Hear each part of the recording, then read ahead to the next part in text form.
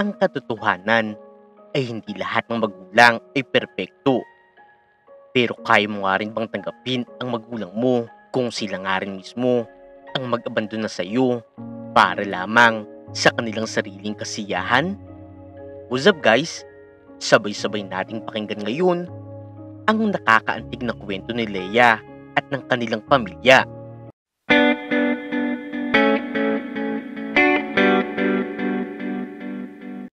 Sa isang simpleng barangay sa probinsya, namumuhay ng masaya ang pamilya ni Mang Julio, Aling Susan, at ang kanilang nag-iisang anak na si Leia.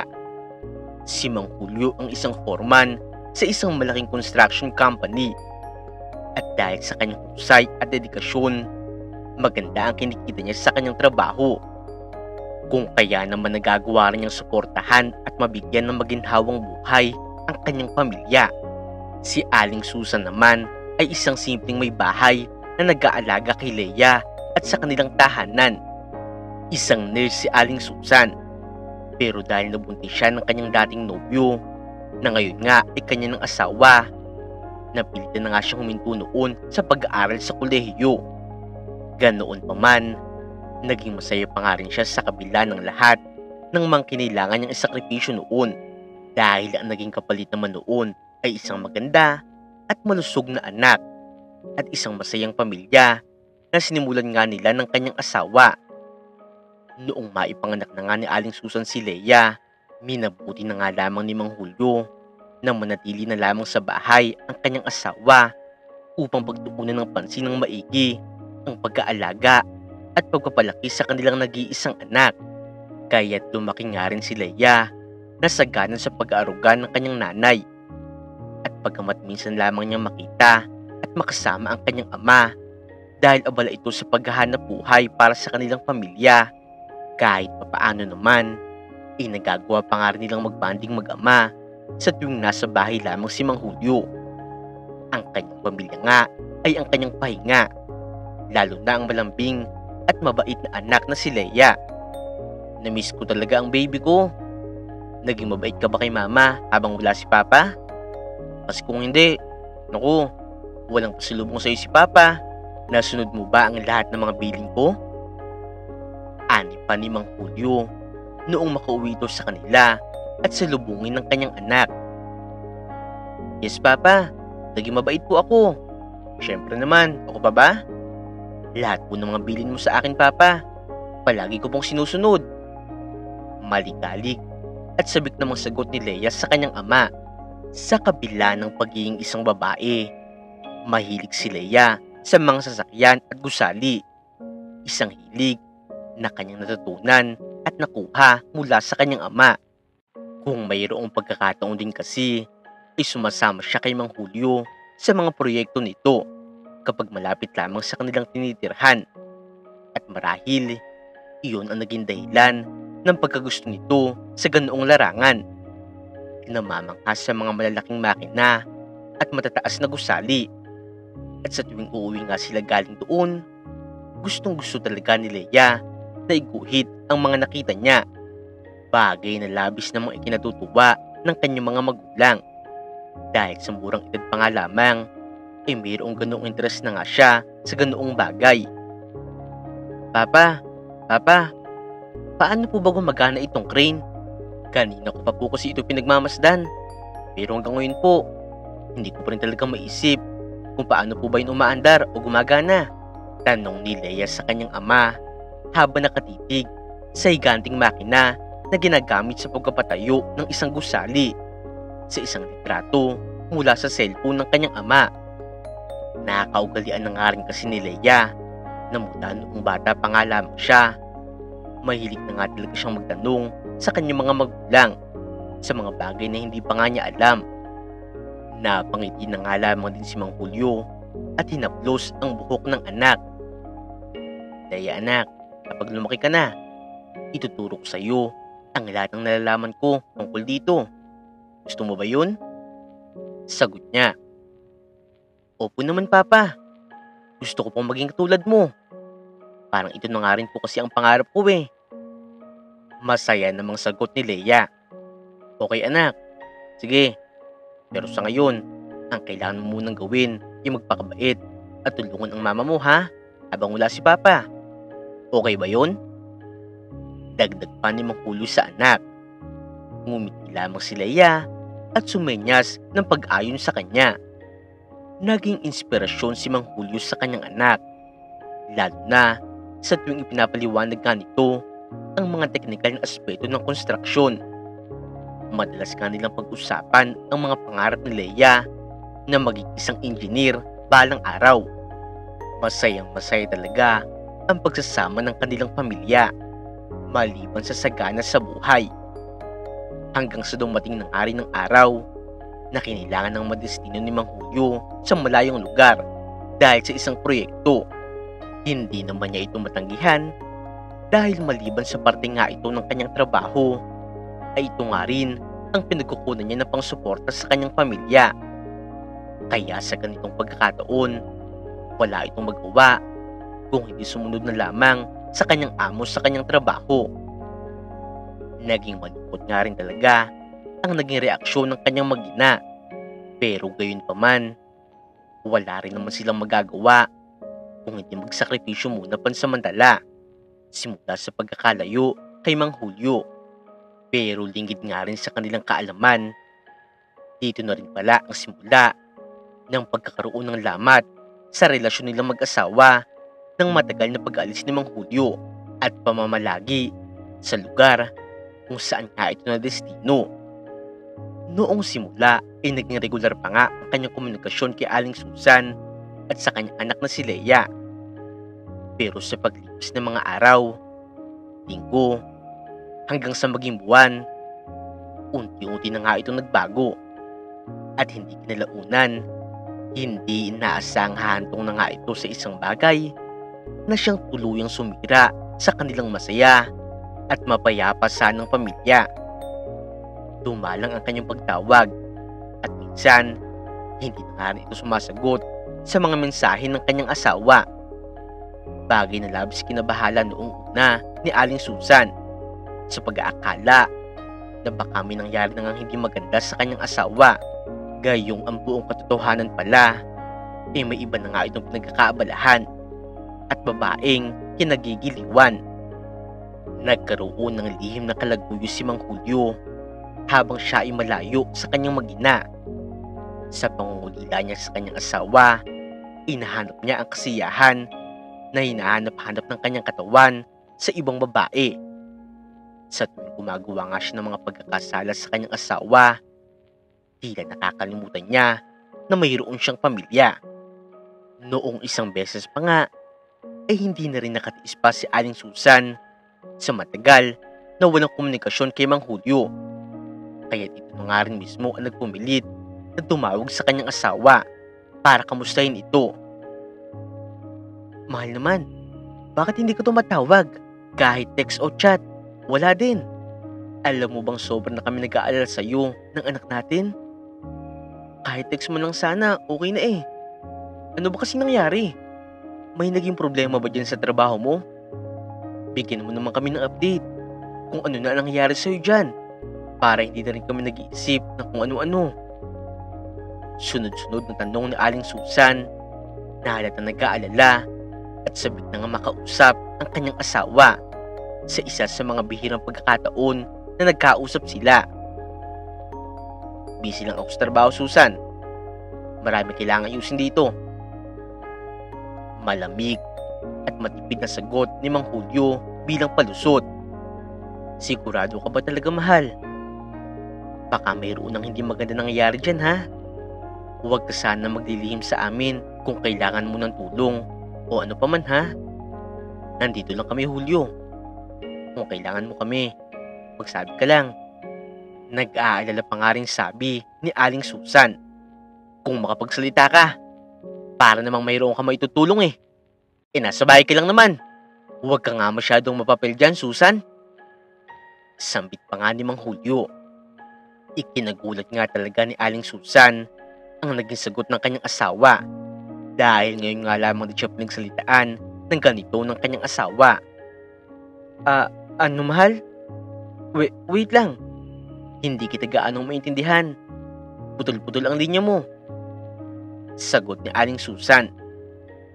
Kunwari na nga lamang siya na hindi narinig ang sinabi ni Mang Julio dahil hindi siya makapaniwala na nasabi nga ito sa kanya ng kanyang asawa. Kaya kinumbinsi na nga lamang niya ang kanyang sarili na mali lamang ang kanyang pagkakarinig dito. Wala lang yun. Sige na. Bumabagal na naman ang signal dito eh. Kaya halos palagi hindi talaga ako makakontak sa inyo. Magtatrabaho na ako. Huwag niyo na ako masyadong isipin dahil ayos na ayos lang ako dito. Bahala na kayo dyan. Walang ganang sabi ni Mang Julio. O sige mahal, basta palagi kang mag-iingat dyan ha. Huwag mong papabayaan ang sarili mo. Kumain ka sa tamang oras at magpahinga ka rin. Pahabol namang habilin ni Aling Susan at tuloy na nga rin pinatay ni Mang Julio ang tawag. Ramdam ni Aling Susan ang tila kakaibang ugali at tono ng salita ni Mang Julio sa kanilang naging pag-uusap. Pansin nga niya na mayroong pagbabago sa kanyang asawa. Pero inisip na lamang niya na marahil ay pagod lamang ang kanyang asawa at abala lamang ito sa mga gawain sa trabaho nito doon. Ayaw din naman niya mag-isip ng hindi maganda sa kanyang asawa at maging sa sitwasyon na kinilalagyan nga nito doon. Kung kaya't binaling na nga lamang niya ang kanyang atensyon sa ibang bagay, gaya na lamang sa pag-aalaga sa kanyang anak. Samantala, sa kabilang banda naman ay ang katotohanan, natuto na si Mang Julio na magsinungaling sa kanyang may bahay. At ang totoo, puro lamang talaga pambababae ang ginagawa niya dito. Naging kalakaran na nga ito sa kanya, buhat noong mawalay siya sa kanyang pamilya ng ganoong kalayo at katagal. At sa paglipas nga ng mga panahon, ang dating maling gawain na libangan lamang sana niya, naging normal na nga lamang kay Mang Julio, na para bang hindi na nga niya alam kung masasaktan nga ba niya ang kanyang mag-ina. Naging lantaran na nga ang ginagawa niyang panluloko sa kanyang asawa. Wala siyang pakialam dahil para sa kanya, siya naman ang bumubuhay sa kanilang pamilya. Hindi na nga rin siya nagpipilit magpaliwanag sa tuwing nagkakaroon ng away sa telepono dahil sa kanyang mga ginagawa. Isang gabi, habang nagluluto si Aling Susan ng hapunan, lumapit sa kanya ang anak nilang si Leia. Halata nga sa itsura nito ang lungkot na nadarama nito. Mama, bakit po parang palagi kayong malungkot? Pati po tuloy ako, nalulungkot na. Tapos parang hindi pa po kayo okay ni Papa. May problema po ba kayo ni Papa? Pati po kasi ako, hindi na rin niya kinakausap eh. Miss na miss ko na po si Papa. Inosenteng tanong ng bata sa kanyang nanay. Sa mga sandaling ito, inapaluhan na nga lamang din si Aling Susan. Pero pinilit nga niya magpakatatag sa harap ng kanyang anak. Dahil maging siya kasi, ay hindi niya alam kung ano ang tamang isasagot sa kanyang anak. Dahil sa mga panahong ito, siguradong mahirapan pa nga si Leia na intindihin kung ano nga ba ang tunay nilang kalagayan. Huwag maglala anak. May mga bagay lang na kailangang ayusin ng tatay mo.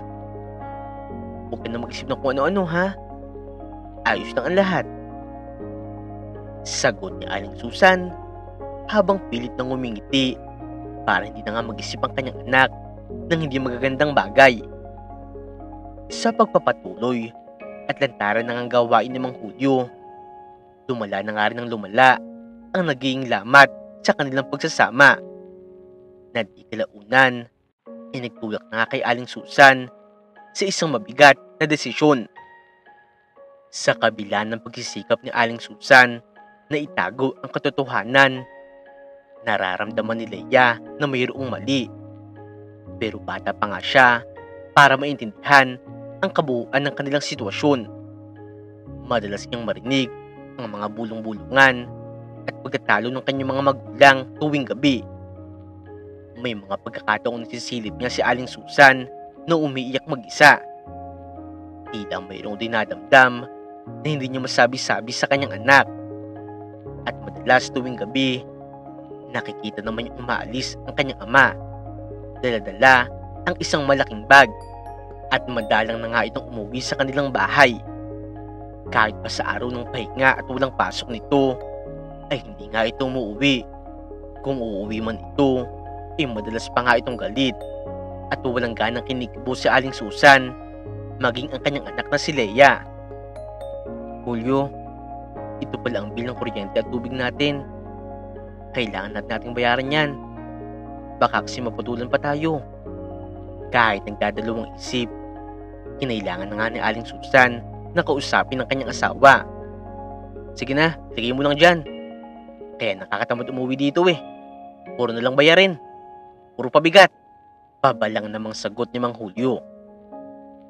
Habang lumalaki si Leia, unti-unti na nga niya napapansin ang pagbabago sa kanilang tahanan. Ang dating masayang pag-uusap tuwing hapunan ay napalitan na nga ng tahimik at puno ng tensyon na pagkain. Sa tuwing darating si Mang Julio galing sa malayong proyekto, puro pag-aaway lamang ang nagaganap sa pagitan ng mag-asawa. Palagi ang dahilan ay ang pagiging pabaya ni Mang Julio at ang ginagawa nga nitong kalokohan na nahuhuli ni Aling Susan. Julio naman eh. Ilang beses na kitang pinakiusapan. Ano bang nagagawa ko para magkaproblema tayo ng ganito? Ibinibigay ko naman sa iyo ang lahat, di ba? Ano bang mali sa akin? Para po ulit-ulit mo yung gawin sa akin, sa amin ng anak mo.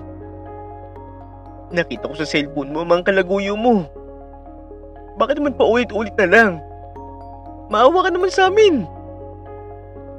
Sigaw na umiiyak na Aling Susan habang tinutulak si Mang Julio papalayo.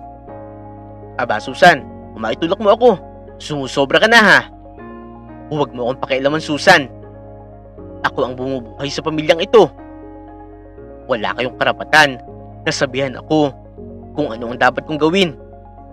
Dahil kung wala ako, pare-pareho kayong gutom. Baka mawala na lang kayo dito na dilat ang mata. Tandaan mo ito Susan. Kung wala naman kayong ambag, manahimik na lang kayo ha. Galit na sagot ni Mang Julio. Tila ba hindi pa rin siya nakokonsensya sa mga maling gawain niya at hindi niya naiisip kung nasasaktan nga ba niya ang kanyang mag-ina. Nasaksihan ni Leia ang mga pag-iyak ng kanyang nanay at ang paghihirap nito sa tuwing nalalaman nila ang mga panulokong ginagawa ng kanyang ama. Hindi nagtagal, inalulong na nga si Mang Julio sa pagkakaroon ng kalaguyo at halos doon na nga rin napupunta ang lahat ng kanyang mga kinikita. Natuto na nga rin kasi siya na pagdamutan ang kanyang asawa, pati na rin si Leia. At bilang resulta, naghirap na nga ang kanilang pamilya. Kaya naman kahit mahirap, napilitan na nga si Aling Susan na makipagsapalaran upang mairaos ang kanilang buhay kasama ang kanyang anak. Dumating na nga rin sa punto na hindi na nga sila umaasa sa anumang tulong mula kay Mang Julio, na wala namang ibang ginagawa kung hindi ang mababae. Kung mayroon man itong kikitain, ay natuto na nga rin ito na pagdamutan ang sarili niyang pamilya. Walang ibang importante sa kanya kung hindi ang pansariling kaligayahan. Kapag sinuway naman siya ng kanyang asawa, muli lamang niya itong susumbatan gaya ng kanyang nakagawian. Leia, kailangan natin magtulungan. Gagawa ako ng paraan para makapaghanap buhay. Pero anak, kailangan ko rin ng tulong mo. Pakiusap ni Aling Susan sa kanyang anak. Opo, Mama. Gagawin ko po ang lahat na makakaya ko para matulungan ka rin po. Huwag ka po mag-alala. Hahanap din po ako ng paraan para makapaghanap buhay din po. Tugon naman ni Leia. Sa mga pagkakataong yun, ay nasa wastong edad na nga siya para maintindihan ang sitwasyon ng kanilang pamilya. Maging siya ay labis na nga rin ang sama ng loob sa kanyang ama. Nagpursige si Leia na mag-sideline sa paggawa ng assignments at projects ng kanyang mga kaklase para mayroon nga rin siyang kitain at makabawas sa intindihin ng kanyang ina. Sa tuwing nakakuha nga siya ng bayad mula sa kanyang mga kaklase, agad niya itong inaabot kay Aling Susan. Natutunan na nga ni Leia na dumiskarte. Lahat ng kanyang makakaya upang kumita, kahit kaunti, ay walang pagdadalawang isip na ginagawa niya. Mas gugustuhin na nga niya magsakripisyo din kaysa mag-isang maghirap ang kanyang mama. Eto po ma, nadagdagan na naman po ang pabili natin ng pagkain. Sana makatulong po, kahit konti lang. Masayang sabi ni Leia habang inaabot ang konting kinita niya mula sa kanyang mga diskarte. Salamat anak ha. Napakalaking tulong nito sa atin. Pasensya ka na rin. Imbis na pag-aaral na lang ang inaatupag mo, ngayon, kailangan mo pang danasin ang lahat ng to. Sorry talaga anak. Hindi rin kasi talaga sapat ang kinikita ko sa paghahanap buhay Nahihiyang sagot ni Aling Susan sa kanyang anak. Ma, ayos lang yun no? Tayo na lang ang magkasama. Kaya tayo na lang din po talaga ang magtutulungan. Naiintindihan ko po ang sitwasyon natin at masaya po ako na makatulong sa inyo. Kahit sa maliit na bagay na kaya ko. Sagot naman ni Leia, tsaka niyakap ang kanyang nanay. Nagtulungan, nagsumikap si Leia at Aling Susan para makaraos sa bawat araw. Hanggang sa gumraduate na nga si Leia ng senior high school. Subalit katulad na rin ng kanyang inaasahan, ni anino ng kanyang ama ay hindi nagpakita dito. Tanging si Aling Susan lamang ang nandoon at punong-puno nga ito ng pagmamalaki sa kanya. May lungkot man, ngunit masaya pa nga rin siya na nandoon ang kanyang ina upang tanggapin ang parangal para sa kanya. Simula noon, buong tapang nang tinanggap ni Leia ang katotohanan na wala nang pakialam sa kanila ang kanyang ama. At simula din noon, tuloy na nga silang iniwan ni Mang Julio. Napakasakit mang isipin na ang masaya nilang pamilya noon inauwi lamang sa pagkakasira dahil sa pagiging makasarili ng taong dapat sana ay kanilang sinasandalan o inaasahan. Sa graduation ni Leia, tanging si Aling Susan ang umakyat sa entablado para samahan siya sa pagtanggap ng kanyang diploma. Ang masayang ngiti ng kanyang ina ang nagsilbing inspirasyon ni Leia sa bawat takbang patungo sa entablado. Tila naririnig ni Leia ang tinig ng kanyang ina na sinasabing, "Kaya mo yun anak, nandito lang ako para sa'yo. Ang galing-galing talaga ng anak ko. Anak ko yan!" Sigaw ni Aling Susan sa pagiging proud kay Leia. Sa mga boses na ito, talagang mas lalong lumakas ang loob ni Leia. Pero ang hindi naman niya inaasahan, noong makapagtapos na nga siya ng senior high school, tsaka naman nagkasakit si Aling Susan. At dahil nga dito, mas naging mahirap para kay Leia ang makapag-aral sa kolehiyo. Pero dahil na nga rin sa tulong ng ilang mabuting tao at sa kanyang kasipagan at angking talino, nakahanap nga si Leia ng scholarship para makatulong sa kanya sa pag-aaral.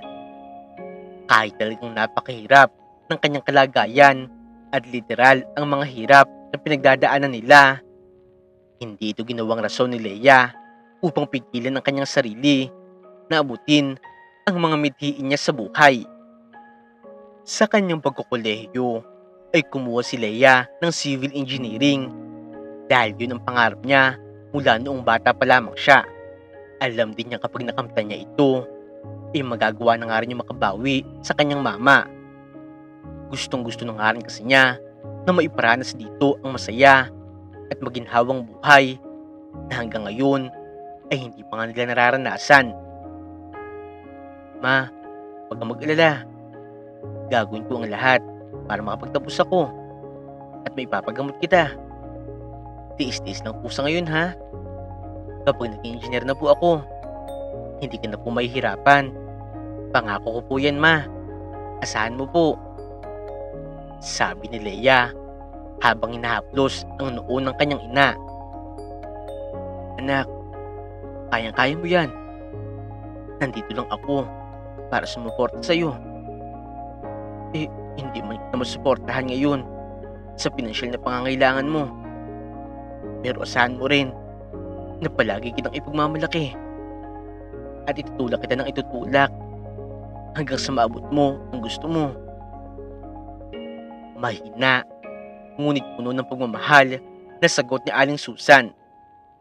Pilit nga rin niyang pinapalakas ang loob ng kanyang anak kahit maging siya ay hinang-hina na nga rin dala ng kanyang karamdaman.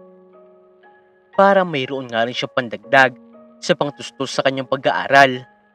Nagtrabaho si Leia sa isang sikat na fast food chain at nag-online sell ng mga kakanin na gawa nilang mag-ina. Maliban pa doon, ay patuloy pa rin ang pagtanggap at paggawa niya ng mga projects ng kanyang mga kaklase at ibang estudyante para sa dagdag na kita. Naging mas masipag at mas madiskarte nga si Leia habang pinagsasabay ang pag-aaral at paghahanap buhay. Mahirap man, pero hindi nga niya yun alintana. Basta't ang nasa isip lamang niya palagi ay maabot ang kanyang pangarap para sa kanyang ina. Mayroon man ding sama ng loob sa kanyang ama. Hindi maikubli ni Leia ang pag-asa na baka sakali isang araw ay bumalik din sa kanila ang kanyang ama, maging maayos at mabuo pang muli ang kanilang pamilya. Alam niyo ba, palagi kong naiisip ang mga pagkakataong naglalakad kami noon ni Papa sa park. Magkakasama pa kami noon at buong-buo pang pamilya namin. Kung paano niya ako pinakarga habang nagtatawanan, tsaka nag-aasaran kami. Ganun. Naalala ko pa nga dati, sa tuwing may gusto ako, si Papa lang palagi ang hindi nakakatiis sa akin. Pero ngayon, siya na talaga ang tumitiis sa amin. Kinalimutan na niya kami. Kwento ni Leia sa isa sa kanyang mga kaibigan. Alam mo, Leia, siguro minsan, kailangan talaga nating tanggapin na may mga bagay talaga na hindi na maibabalik pa. Ganito talaga ang realidad. Hindi natin maipipilit ang lahat ng bagay, lalo na kung tayo lang din naman ang may gusto o hindi talaga ito ang itinadhana. Sabi nga nila, di ba? Acceptance is the key. Tayo naman sa kanya ng kanyang kaibigan. Ewan ko ba? Bahala na rin. Pero sana, nasa maayos pa rin na kalagayan si Papa. Kami ni Mama, okay naman kami. Kahit madalas kaming mahirapan, kahit papaano naman, magkasama kami. Pero si Papa, kahit ganoon ang ginawa niya sa amin, naging mabuti pa rin naman siya sa amin noon. Kaya sana talaga, okay lang siya kung nasaan man siya ngayon. Siya pa rin ang tatay ko. Kaya ayoko din naman na malaman na hindi maayos ang kalagayan niya. Mahal ko pa rin si Papa sa kabila ng ginawa niya sa amin. Namimiss ko pa rin siya. Malungkot na sambit ni Leia, sabay napahinga ng malalim. Sa kasamaang palad, lumipas na nga ang maraming taon, pero ni anino ng kanyang ama ay wala talagang nagpakita. Nagkaroon sila ng matinding pagsubok ng kanyang ina. Isang araw, nang tuloy na nga binawi ng bangko ang bahay nila dahil sa laki ng utang na hindi nga nila mabayaran. Ito pa nga rin kasi ang utang na iniwan sa kanila ng kanyang ama. Wala na nga natira sa kanila kung hindi ang kakapiranggot na lupa na dati nilang pinagtatamnan noong kasama pa nga nila ang kanyang ama. Nagtayo na lamang sila doon ng barong-barong at nagtitiis para lamang mairaos ang araw-araw kahit papaano ay mayroong matitirahan. Kaya anak, ito na lang talaga ang natitira sa atin. Pero anak, hindi tayo susuko ha. Kahit gaano pa kahirap ang kaharapin natin, hindi tayo susuko. Lalaban tayo anak. Ipaglalaban natin ang pangarap mo. Basta palagi mo lang ding iisipin na hindi lang ikaw ang mag-isang lumalaban para sa pangarap mo. Dahil palagi mo akong kasama. Nandito lang ako Sabi ni Aling Susan habang nakatitig sa maliit nilang barong-barong. Opo mama, magtitiis muna tayo. Makakaraos din tayo. Pero balang araw mama, itong barong-barong na to ay maging isang malaking bahay na halos hindi natin kayang libutin sa sobrang laki at sa sobrang lawak. Sobrang makapangyarihan ang salita mama.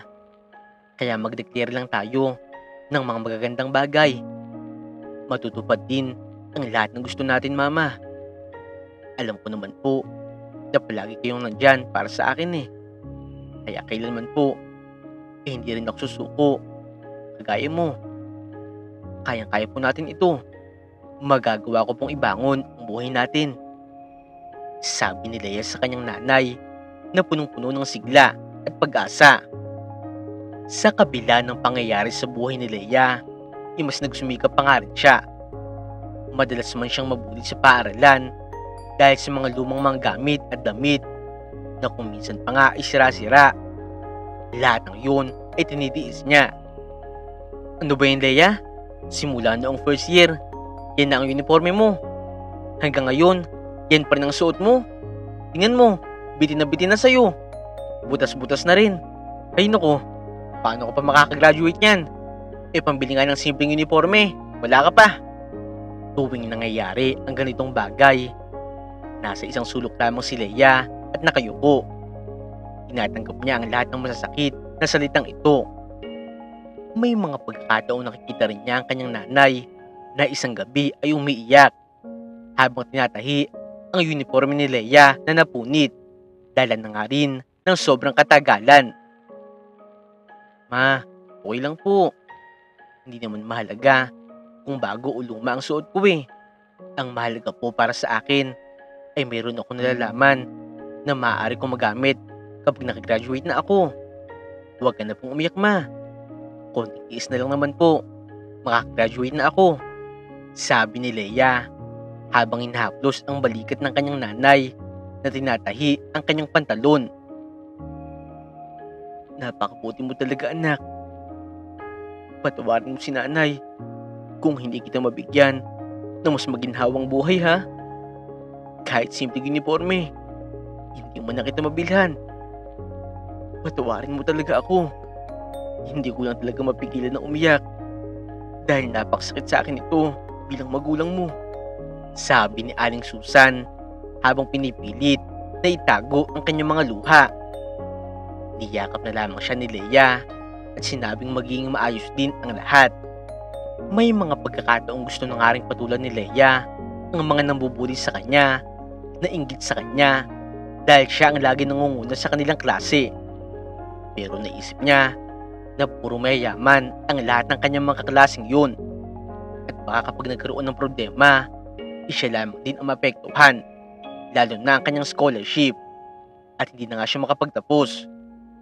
Kaya hanggat maaari, pinipigilan na nga lamang ni Leia ang kanyang sarili. Tinitiis at sinatyaga na nga lamang niya ang mga paghihirap sa personal na buhay at sa paaralan, maging sa trabahong pinapasukan niya para lamang makaraos. Determinado siyang tuparin ang kanyang pangarap at matulungan ang kanyang nanay. Sa bawat araw na lumilipas, mas pinag-iigihan niya ang kanyang dedikasyon at sipag. Ginagawa niyang inspirasyon ang bawat pagtitiis ng kanyang nanay at ang pangarap niya na maiangat ang kanilang buhay mula sa kahirapan. Lumipas pa nga ang ilang taon at sa wakas, nagbunga na nga rin ang mga paghihirap ni Leia. Sa araw ng kanilang graduation, kung saan siya ang summa cum laude, marami talaga ang naiyak at naantig sa kanyang kwento sa kanyang speech. Sa lahat ng mga hirap na naranasan ko, isa lang ang naging sandigan ko. Ang pagmamahal sa akin ng nanay ko. Siya ang nagbigay sa akin ng lakas at inspirasyon upang makamit ang lahat ng ito. Siya ang natatanging biyaya na ipinagkaloob sa akin ng Panginoon para mapagtagumpayan ko ang narating ko ngayon. Ang lahat ng hirap, sakit, pagod, at pagtitiis dahil sa paggabay sa akin ni Mama. Heto po ako ngayon. Handang-handa na po ako sa bagong yugto ng buhay ko. At ipinapangako ko po sa lahat ng mga taong pinagtatawanan ako at hindi naniniwala sa akin. Balang araw po, titingilain niyo rin ako at sasabihin niyo po sa sarili niyo, totoo pala ang sinabi ni Leia. Kayang-kaya pala niya. Sabi ni Leia habang tumutulo ang luha sa entablado. Habang sinasabi ang mga salitang ito sa harap ng madaming tao, ay nai-imagine na nga rin niya na talagang mangyayari ito sa kanyang buhay. Magagawa nga niyang makamtan ang lahat ng kanyang mga pangarap. Umakyat nga rin si Aling Susan na puno ng saya at karangalan sa sobrang pagka-proud sa kanyang anak. Leia anak, ang laki ng ipinagmamalaki ko sa iyo. Napakabuti mong bata. Karapat-dapat ang sa iyo ang lahat ng ito. Sabi niya habang niyayakap si Leia. Ma, naging mabuti po talaga ang Diyos sa buhay natin. Kaya tayo nandito ngayon ay dahil din po sa Kanya. At para din po sa inyo ang lahat ng ito. Hindi ko lang po ito tagumpay. Dahil tagumpay mo rin po ito. At dito pa lang din po magsisimula ang lahat. Pangako po, tutuparin ko ang lahat ng mga sinabi ko sa iyo noon. Sagot ni Leia habang yakap-yakap ang kanyang ina. Dahil sa kanyang husay, nagawa na nga rin ni Leia na maipasa ang kanyang eksaminasyon. Kaya siya ay naging isang lisensyadong engineer na rin. Makalipas ang 4 na taon na pagtatrabaho, nagawa ni Leia na makapag-ipon ng malaki at nagawa na nga rin niya mabigyan ng magandang buhay ang kanyang nanay. Naipagamot na nga rin niya ito at ang dating barong-barong nilang bahay, pinapalitan na nga ng malaking bahay para sa kanyang nanay. Bagay na dati-rati ay ini-imagine lamang nila at ipinagdarasal. Naging maganda kasi ang trabaho niya sa isang napakalaking kumpanya. Kahit sa galing din niya, ay madaling umusbong ang kanyang karera dito. Ma, ito na po ang bago nating bahay. Sa wakas, guminhawa na rin po ang buhay natin. Hindi na po tayo magtitiis gaya ng dati. Kahit ano rin po ang gusto mo ngayon, sabihin mo lang po sa akin at ibibigay ko po. Sabi ni Leia habang ipinapakita ang bago nilang bahay. Salamat talaga anak. Napaksipag mo. Napakabuti ng Diyos na binigyan niya ako ng anak na katulad mo. Mabuti nilang talaga anak ay hindi ka sumuko sa kabila ng mga mahihirap na naranasan mo dati. Salamat talaga anak. Sabi ni Aling Susan habang pinagmamasdan ang kanilang bahay. Kahit napakasagana na nga ngayon ng buhay ni Leia, ay hindi pa nga rin siya naging kumpiyansa. Ginagawa pa nga rin niya ang pagsisipag at halos araw-araw ay dinodoble nga niya ito. Ginagawa niya ang lahat ng bagay na maaaring makatulong sa kanya. Isang araw, habang binibisita ni Leia ang mga manggagawa na nagtatrabaho sa isa sa mga malaki niyang proyekto, bigla niyang napansin ang isang matandang lalaki na nasubsob sa daan habang pilit na ikinakarga ang mga buhangin papunta sa truck na pinaghahaluan ng semento. Tatang, okay lang po ba kayo? Hirap na po kayo eh. Tanong ni Leia habang inaabot ang kamay ng matanda. Ayos lang ako ma'am. Pasensya na po ha at nadapa ako. Napatid lang po ako. Pero kaya ko po ito. Huwag ka pong mag-alala. Sagot ng matanda habang pilit na bumabangon. Naawa talaga si Leia at pinatulungan na nga ito sa iba. Habang kausap ang matanda, mayroon kung anong gustong sabihin ang matanda sa kanya. Pero hindi naman niya alam kung ano.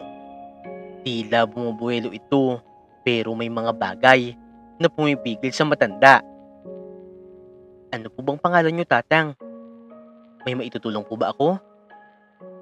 Tanong ni Leia. Ah, ako po ba? Tawagin mo na lang po ako na July po. July na lang po ang itawag mo sa akin, ma'am. Pasensya na po at nahihiya ako hindi ko magawa ng maayos ang aking trabaho. Sagot ng matanda na halos nauutal-utal sa pagsasalita. Nagtataka talaga si Leia sa pakiramdam na tila kilala niya ang matanda pero hindi nga niya matandaan kung saan. Napansin nga rin niya na parang mayroong pilat sa pisngi nito. Isa ring marka na pamilyar sa kanya pero iniwasan na nga lamang din niya na tanungin ang matanda tungkol dito. At nagpatuloy na nga lamang si Leia sa pag-iinspeksyon ng construction site para bang mayroong kakaibang damdamin na bumabalot kay Leia sa tuwing nakatitig nga siya kay Mang July. Pero hindi nga niya magawang ilugar ang damdamin niyang yun. Lumipas pa nga ang mga araw at patuloy lamang si Leia sa pag-aasikaso ng kanyang mga proyekto. Isang araw, habang muli siya nag-iinspeksyon, muntik nang maaksidente si Leia nang biglang mayroong nalaglag na kahoy mula sa itaas. Agad siyang niyakap ng matandang si Mang July at ito nga ang napuruhan sa bumagsak na kahoy. "Mang July!" Sigaw at pagkagulat ni Leia nang makitang bumulagta ang matanda sa pagsagip sa kanya. Dali-dali naman siya tumawag ng tulong at ng ambulansya. Dinala na nga rin agad nila sa ospital si Mang July. At doon nga, hindi niya akalain na matutuklasan niya ang isang bagay na talagang ikakagulat niya.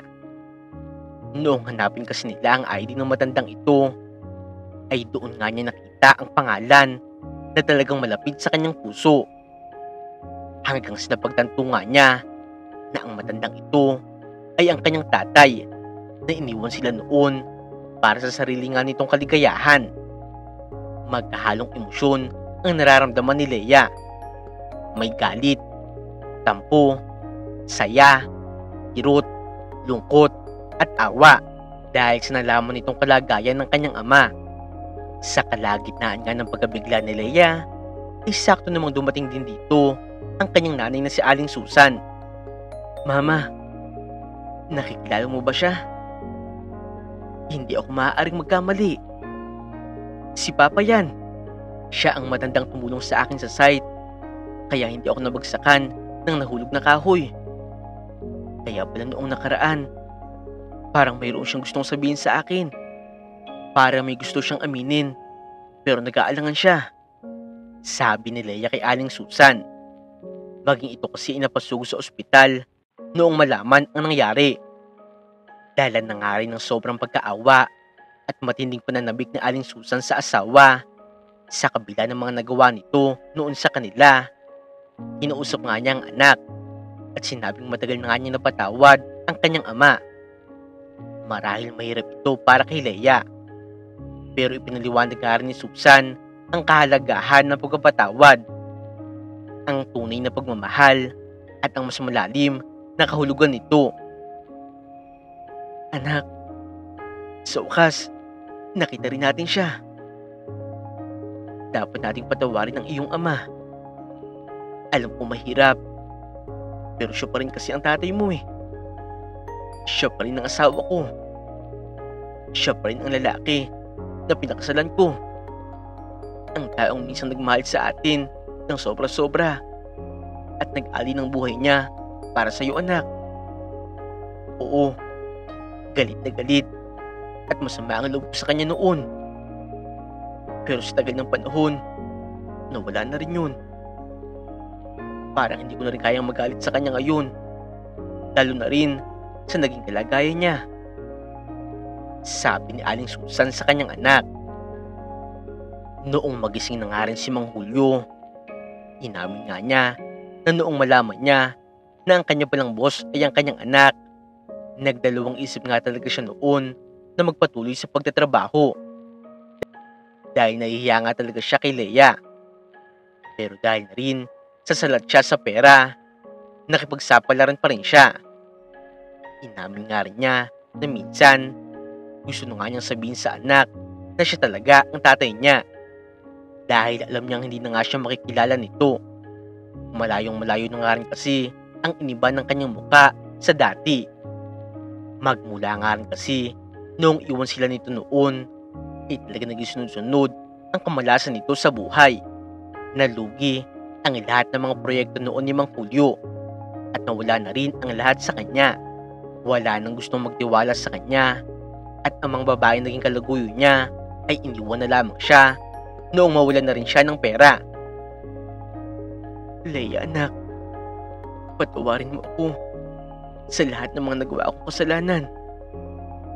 Matapos ang lahat ng mga nangyari sa akin, huli na noong mapagtanto ko na mahal kita at ang iyong ina.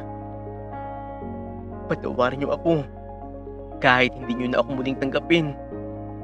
Basta ang importante lang sa akin, mapatawad niyo ako at malaman niyo na lubos ko ng pinagsisihan ang lahat ng mga kasalanan ko sa inyo, lalo na sa iyo. Napakatindi ng pagkukulang ko sa iyo, Leia, bilang ama mo. Patawad talaga. Sa'yo din, Susan. Patawad sa lahat ng pagtataksil ko, sa mga panulokong ginawa ko. Napakawalang kwenta ko. Pag-iyak ni Mang Julio habang nakahiga sa kama ng ospital. Kitang-kita sa kanyang itsura na sincero nga talaga siya sa paghingi ng tawad sa kanyang mag-ina na kanyang iniwan noon. Papa, matagal ko na pong hinihintay na bumalik kayo. Mahirap man ang naging buhay natin, pero ngayon, gusto kong buuin ulit ang ating pamilya. Dati pa lang, halos araw-araw ay inaasam ko na baka sakaling bumalik ka sa amin. Hanggang sa nawalan na rin ako ng pag-asa. Pero ngayon, na nakikita namin na nagbago ka na talaga, nais din namin ni Mama na muli kang bigyan ng pagkakataon. Pinapatawad ka namin. At hindi lang yun, tinatanggap ka na rin namin. Sagot nga ni Leia habang hawak ang kamay ng ama. Hindi ko sa iyo ipagdadamot ang pagpapatawad, Julio. Ang mahalaga, natutunan natin ang mga pagkakamali natin. At ikaw, maayos ka pa rin bumalik sa amin. Hindi pa huli ang lahat. Kaya sana, huwag mo nang sayangin ang pagkakataong ito. Pilitin nating ayusin, kahit alang-alang na lang kay Leia. Salamat din talaga dahil iniligtas mo ang anak natin. Sabi ni Aling Susan habang yakap si Leia. Siyempre naman, gagawin ko yun. Handa akong iali ang buhay ko para sa anak ko. Marami akong magkukulang sa kanya. Kaya yun na lang talaga ang maaari kong maibawi sa kanya. Tinanggap na ngang muli ni Leia at ni Aling Susan si Mang Julio. Hindi naglaon, natutunan na nga nilang muli na mahalin ang isa't isa. Masayang-masaya nga talaga si Leia dahil natupad na nga ang pangarap niya na mabuo ulit ang kanilang pamilya. Sa kabila ng lahat ng paghihirap at pagsubok na pinagdaanan nila, nagtagumpay ang pagmamahal at pagpapatawad. Sa wakas, nagkaroon na nga ng kapayapaan at kaligayahan ang pamilya ni Mang Julio, Aling Susan at Leia. Sa paglipas ng panahon, naging mas matatag ang kanilang pagsasama bilang isang pamilya. Ibinuhos ni Mang Julio ang kanyang oras at lakas sa pagtulong sa negosyo ni Leia, habang si Aling Susan ay bumalik naman sa pagluluto ng mga kakanin na naging sikat din sa kanilang lugar. Si Leia naman ay naging isa sa mga pinakatanyag na civil engineer sa bansa at patuloy nga siya nagbibigay ng inspirasyon sa mga kabataan na nangangarap din ng mas magandang kinabukasan. Ang galing-galing mo talaga, anak. Tinupad mo ang mga sinabi mo sa akin noon na magiging engineer ka. Siyempre naman, Papa. Sa'yo kaya ako nagmana. Di ba po ikaw pa ang nagturo sa akin ng lahat ng mga bagay na ito? Kung hindi rin dahil sa'yo, Papa, baka hindi ko ginusto na maging isang engineer. Kaya salamat sa'yo, Papa. Pagkalipas ng ilang buwan, habang unti-unti naghihilom si Mang Julio mula sa aksidente, nagsimula na nga rin siya mag-umpisa ng proseso ng pagbabago. Nagsimula siya magpakatatag at magpakumbaba, handang magtrabaho kahit sa anong paraan para maitaguyod muli ang kanyang pamilya. Naging madalas ang pag-uusap nila ni Leia. Nagbibigayan sila ng payo at nagkakaroon ng mga bagong karanasan bilang ama at anak. Napagtanto ni Mang Julio ang halaga ng pagiging responsable at pagbibigay ng tamang halaga sa pamilya sa pamamagitan ng pakikinig at pagtanggap ng kanyang mga pagkukulang. Unti-unti siya naging mas mabuting ama at asawa muli. Sa tulong ng kanyang anak at asawa, nagsimula nga rin siya mag-attend ng mga counseling sessions at seminars upang matuto ng mga kasanayan sa pagiging mabuting ama at asawa. Dito niya nalaman ang pagpapahalaga sa komunikasyon at pagbibigay ng oras at atensyon sa pamilya. Higit sa lahat ay ang pag-iwas sa tukso na maaaring makasira sa pamilya. Salamat talaga, Leia, ha? Lalo na sa iyo, Susan. Sa tindi na ginawa ko sa inyong kasalanan noon at sakit na ibinigay ko, nagawa niyo pa rin akong tanggapin. Hindi niyo pa rin ako sinukuan. Hindi ko akalain na muli tayong magiging maayos gaya nito. Dahil buong akala ko noon, mawawala na lang ako sa mundong ito na mag-isa at pagdudusahan ang mga ginawa kong pagkakamali. Sobrang saya ko talaga dahil sa kabila ng pagiging walang kwenta kong ama sa'yo noon, Leia, nagawa mo pa rin maabot ang mga pangarap mo. Tinupad mo ang mga sinasabi mo sa amin noon ng nanay mo. Ganoon din sa iyo, Susan. Maraming salamat. Nagawa mo pa rin palakihin ng maayos ang anak natin.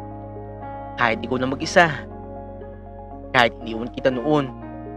Pero pangako ko sa inyo, gagawin ko naman ang lahat ngayon para kahit papaano, makabawi naman ako sa inyo. Hanggang sa huling hininga ko, wala akong ibang gustong gawin kung hindi ang bumawi sa inyo. Mahal na mahal ko kayo, Leia anak, at ikaw Susan. Kayo talaga ang buhay ko. Emosyonal at punong-puno ng pananabik na sambit ni Mang Julio sa kanyang mag-ina. Huwag mo nang isipin ng mga yun, Papa. Ibaon na lang natin ang lahat ng yun sa limot at muling magsimula gaya ng payo sa atin noon ng espesyalista. Ang mahalaga, sama-sama na tayo ngayon at hindi man naging perpekto ang nakaraan natin. Ngunit sabi nga rin nila, di ba? Ang importante ay ang kasalukuyan. Hanggat mayroong buhay tayo, mayroon pa rin pag-asa. Kaya wag na wag tayong susuko. Ngayong pamilya na tayo ulit. Magtutulungan tayo para mas maging maayos ang lahat. Mahal na mahal ka rin namin, Papa. Sagot naman ni Leia. Maging si Aling Susan ay hindi nga napigilan na makisali sa usapan dahil tuwang-tuwa nga rin ang kanyang puso habang nakatitig sa kanyang asawa at sa kanyang anak. Tama si Leia, Julio. Nangyayari na ang mga bagay na yun. Alam naman namin na nagbago ka na talaga. Kaya handa ka rin naming bigyan ng pagkakataon na muling maging parte ng pamilya natin. Mahal ka namin dahil ikaw pa rin ang asawa ko at ikaw pa rin ang tatay ni Leia. Walang makapagpabago nun. Matapos nga ito, ay mahigpit silang nagyakap-yakap bilang isang buong pamilya na ngayon. Samantala, habang nagpapatuloy sa pag-aaral at trabaho si Leia, patuloy nga rin siya nagtatagumpay sa larangan ng civil engineering. Naging inspirasyon siya sa maraming kabataan, lalo na sa mga kababaihan, na ipinapakita ang kahalagahan at determinasyon ng pagmamahal sa pamilya at sa pag-abot ng kanilang mga pangarap. Simula nga rin noong maging maayos ang relasyon ni Leia sa kanyang ama, mas naging magaan nga rin ang kanyang trabaho. Dahil may kaalaman nga si Mang Julio sa construction, tinutulungan nga niya si Leia sa pamamahala ng mga proyekto. Grabe talaga papa, wala ka talagang kupas. Biruin mo, napakalaking project ang ginawa natin. Pero napakabilis lang natin natapos yun. At halos ikaw lang po talaga ang nagkaskaso nun. Iba ka talaga papa, kaya idol kita eh. Masayang sambit ni Leia sa kanyang ama at niyakap nga ito. Siyempre naman anak, ikaw pa ba? Malakas ka sa akin eh. Tsaka ito rin talaga ang pangarap ko. Gaya nga noong sabi ko sa'yo noong bata ka pa. Ibibigay ko ang lahat ng kaalaman ko para makatulong sa'yo. Mahal na mahal kita anak. Kaya gagawin ko ang lahat para sa'yo. Masaya din namang sagot ni Mang Julio. Sabay niyakap din ng mahigpit ang kanyang anak. Lahat nga rin ng mga kaklase ni Leia na nang mamaliit sa kanya noon ay sobrang humahanga sa kanya ngayon. Lalo na kapag nalalaman nga nila na si Leia mismo ang gumagawa ng mga malalaking proyekto sa kanilang lugar. Hindi nga nila akalain na ang babaeng noon ay butas-butas ang uniforme sa tuwing pumapasok at napakahirap. Ngayon, napakmatagumpay na nga sa pagiging engineer. Sa tuwing nakakasama nga rin niya ang lahat ng kanyang mga kaklase, walang ibang naging usapan kung hindi itong si Leia. Kung tutuusin kasi, si Leia ang pinakamatagumpay sa kanilang batch. Nasabi na nga lamang nila sa kanilang sarili ngayon na tama nga si Leia. Kayang-kaya pala niya. Nagsimula nga rin si Leia na maging aktibong miyembro ng komunidad.